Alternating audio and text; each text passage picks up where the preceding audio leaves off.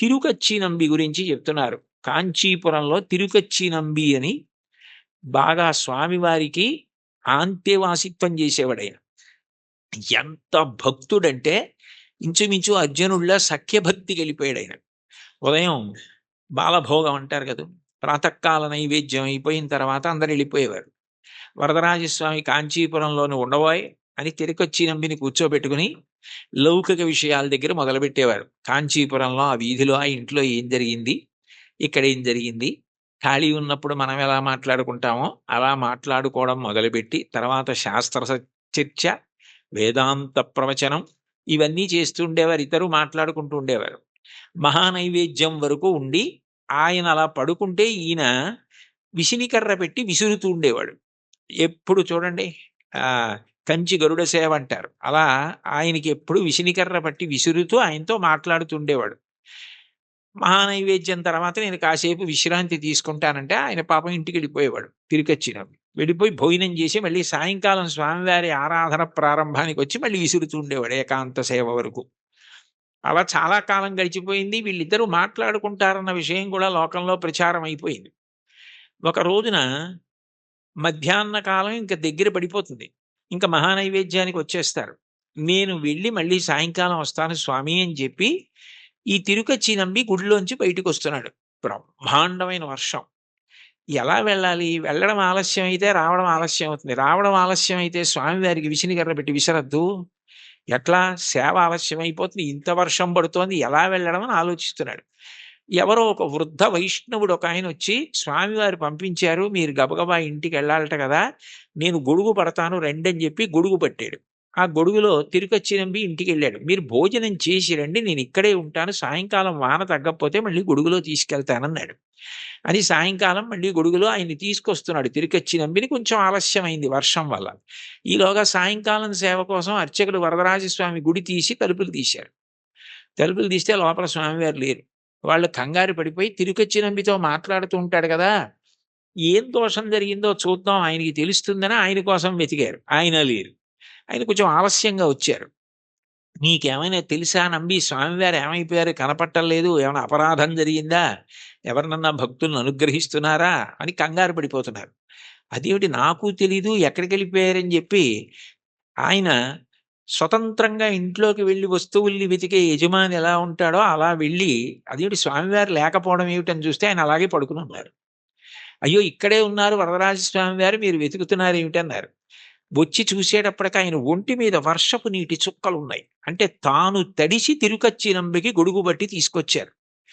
ఆ తిరుకచ్చినంబి ఇంట్లో భోజనం చేసినంతసేపు వరదరాజస్వామి వారు బయట నించున్నారు.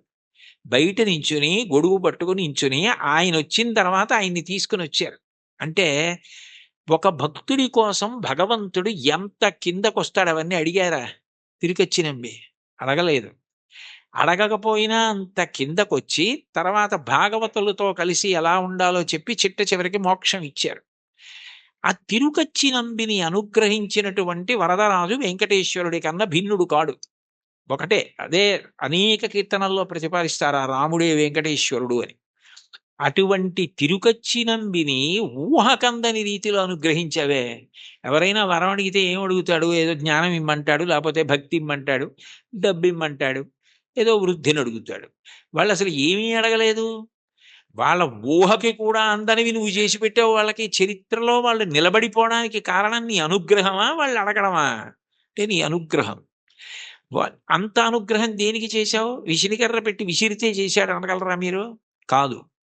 ఆ ప్రేమ, అంత ప్రేమ, ఆ ప్రేమ చివరికి ఏమైపోయిందంటే లౌకిక సంభాషణ నుంచి శాస్త్ర చర్చ వరకు వెళ్ళి తిరుకొచ్చిన ఇంటికి గొడుగులో తీసుకెళ్లి గొడుగట్టు వీధిలో నించుని మళ్ళీ తీసుకొచ్చి వర్షం తాను మీద పడేటట్టు చేసుకున్న ఇంతగా లొంగిపోయి దిగొచ్చి అనుగ్రహించినటువంటి ఓ స్వామి, నీ దయకి హద్దెక్కడుంది? అంటే మనని ఉద్దేశించి తనని తాను ఉద్దేశించుకుని అంటున్నట్టుగా ఇంకింతకన్నా ఏం కావాలి? హరినామ సౌఖ్యామృతము. అన్నిటికన్నా తేలిక మార్గం ఏమిటంటే భగవంతుని యొక్క నామాన్ని పలకడం. నామము ఏం చేస్తుంది అంటే నామిని తీసుకొస్తుంది. ఇప్పుడు నేను ఇక్కడ కూర్చుని అకస్మాత్తుగా మాట్లాడుతూ శోభారాజు గారు అన్నాను అనుకోండి, ఆవిడ నా వంక తిరుగుతారు. ఎందుకని? నామము నామిని ప్రతిస్పందించేటట్టు చేస్తుంది. భగవంతుని నామము ఒకటే ఉండాలి గదా! ఇప్పుడు నాకు కోటేశ్వరరావు అని ఓ పేరు. అంతేకాని నాకు సహస్రనామాలు ఉండవు గదా! మరి ఈశ్వరుడికి ఎందుకు అన్ని నామాలు? అంటే నామములు బాలసారి చేసి పెట్టిన పేర్లు కావు. నామములు గౌణములు. నిర్గుణుడైన భగవంతుడు ఒక్కొక్క గుణాన్ని ఆవిష్కరించినప్పుడు ఒక్కొక్క నామము కింద మారుతుంది. ఉదాహరణకి స్థాణుహు అన్నాననుకోండి. స్థాణుహు అంటే సాధారణంగా మనం ఏమంటాం? కదలకుండా ఎవరైనా నించున్నారనుకోండి. "నువ్వేమైనా స్థాణువా? కదలవే" అంటాం. భగవంతుడికి స్థాణువు అని పేరెందుకొచ్చిందంటే, ఇంక ఆయన అంతటా వ్యాప్తి చెంది ఉన్నాడు. ఇక ఆయన కదలడానికి చోటేది? అందుకని స్థాణుహు. ఒక్కొక్క గుణము వలన ఒక్కొక్క నామం వస్తుంది. మీరు ఏదో ఒక్క నామాన్ని ప్రీతితో పట్టుకున్నారనుకోండి, ఆ నామం పలకడం అలవాటయిపోయిందనుకోండి. కష్టం రానివ్వండి, సుఖం రానివ్వండి, ఏమవనివ్వండి, ఆ నామం పలకడం అలవాటైతే, కలియుగంలో దానికి ఒక సౌలభ్యం ఉంది. కలియుగంలో అన్నిటికన్నా తేలికేమిటంటే భగవన్నామం పలకడం. భగవన్నామం పలకడానికి ఎవరు బాగా అలవాటు పడిపోతారో, వాళ్ళు ఆ నామిని దగ్గరికి తెచ్చుకోగలుగుతారు. ఆయనే వాళ్ళకి సమీపానికొస్తాడు. వచ్చి వాళ్ళు తరించడానికి కారణం ఆయనే చూపిస్తాడు. అందుకే కలవు నామ సంకీర్తన. కలియుగంలో భగవంతుని నామం పట్టుకోవడం కన్నా తేలిక మార్గము వేరొకటి లేదు. నాకు మంత్రం రాదు, తంత్రం రాదు, యజ్ఞం రాదు, యాగం రాదు, రాని వాటి గురించి విచారించకు. ఏదో ఒక నామం పలకగలవు కదా! శివ అనగలవు, రామ అనగలవు. ఆ నామం పట్టుకో చాలు. అది ఒక్కటి పట్టుకుంటే అది 2 ప్రయోజనములు చేస్తుంది. ఒకటి, నువ్వు చేసిన పాపములు ఏవి నిన్ను ఈశ్వరుణ్ణి చేరకుండా ప్రతిబంధకంగా నిలబడతాయనుకుంటున్నావో వాటిని తీసేస్తుంది. 2, ఎవరిని నువ్వు చేరాలనుకుంటున్నావో వాణ్ణి నువ్వు ప్రయత్నపూర్వకంగా చేరడం కాదు. వాడొచ్చి నీ దగ్గర నిలబడి వాడు నిన్ను పొందేటట్టు చేస్తుంది. ఎంత తేలికైంది! అందుకే నామస్మరణ ధన్యోపాయం నహి పశ్యామో భవతరణే. కలియుగంలో ఇంకా నామస్మరణ కన్నా భవతరణానికి, సంసార సముద్రమును దాటడానికి మార్గము లేదు.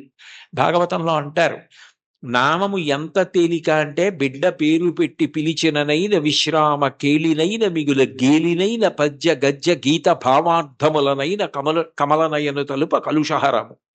మీరు బిడ్డకి పేరు పెట్టుకుని ఏ చక్రి అని పేరు పెట్టుకున్నారు, శౌరి అని పేరు పెట్టుకున్నారు. శౌరి శౌరి శౌరి శౌరి అని పేరు అదే పనిగా బిడ్డ పేరు పెట్టి పిలిచినా అది భగవంతుణ్ణి పిలిచినట్టే ఆయన లెక్కలోకి తీసుకుంటాడు. అందుకే కదా అజామీళుడు మోక్షాన్ని పొందాడు. కాబట్టి బిడ్డ పేరు పెట్టి పిలిచిననైన విశ్రామ కేళినైన, ఆడుకుంటూ భగవంతుడి పేర్లు కొన్ని అవతల వాళ్ళు పెట్టుకుని యువతల వాళ్ళు పెట్టుకుని ఆడుకుంటూ పిలుచుకున్నా సరే భగవంతుడు దాన్ని తన నామం ఉచ్చరించడం గానీ స్వీకరిస్తాడు.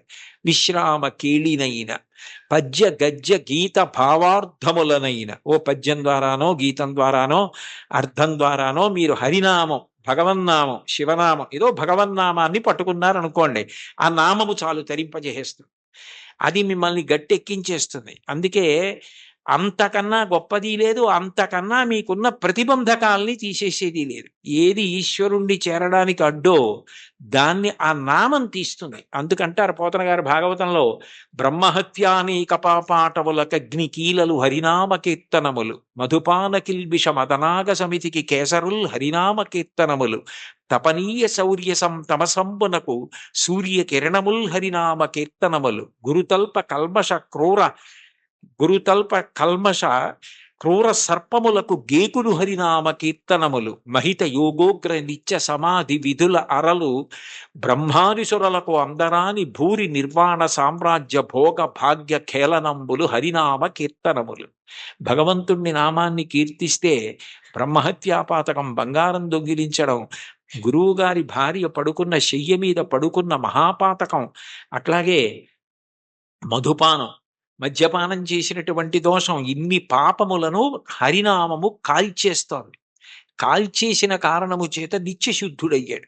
యజ్ఞం చెయ్యాలి, యాగం చెయ్యాలి, పూజ చెయ్యాలి, మంత్రం చెయ్యాలి, జపం చేయాలి, ధ్యానం చేయాలంటే దానికి ఒక ప్రత్యేకమైనటువంటి స్థితి అవసరం. భగవన్నామం పలకడానికి మేము అక్కర్లేదు. కూలిన చోట, కొట్టబడి కుందిన చోట, మహాజ్వరాదులన్ ప్రీలిన చోట, సర్పముఖ పీడలు పొందిన చోట, ఆర్తులై తూలిన చోట, విష్ణు భవదూరిని పేర్కొని రేని అక్కాలుని యాతనా వితతి పోనరు కానరు దుఃఖభావముల్. కూలినప్పుడు, కింద పడ్డప్పుడు, పాము కనపడినప్పుడు, ఏదో తగిలి పడిపోయినప్పుడు, జ్వరం వచ్చినప్పుడు భగవన్నామం పలకడం అలవాటైనటువంటి వాడు భగవంతుణ్ణే పొందుతాడు. కలియుగంలో భగవన్నామం పలకడం కన్నా తేలికైన మార్గము వేరొకటి లేదు.